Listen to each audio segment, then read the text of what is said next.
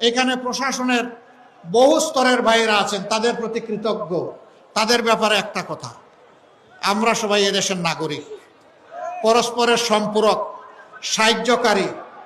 আমরা ইনসাফ ভিত্তিক একটা দেশ গড়ার জন্য আপনাদের আন্তরিক সহযোগিতা চাই, আপনাদের কোনো আনুকূল্য চাই না। শুধুমাত্র আপনারা নিজের জায়গায় দাঁড়িয়ে অত্যন্ত নিউট্রালিটি মেনটেন করে আপনারা দায়িত্বটা পালন করবেন। সেনাবাহিনীর সদস্যরা আছেন, বিজিবির সদস্যরা আছেন, এই দুইটা বাহিনী কি করে জানেন? এই বাহিনীতে ঢোকার সময় শপথ নেয় দেশের জন্য জীবন দেব, কিন্তু আমার দেশের 1 ইঞ্চি মাটি কাউকে দেব না। তাদের তুলনা শুধু তাদের সাথে, অন্য কারো সাথে নয়। অন্য কোনো সার্ভিসে এটি নেই। পুলিশের সদস্যরা তারা দায়িত্ব পালন করছেন।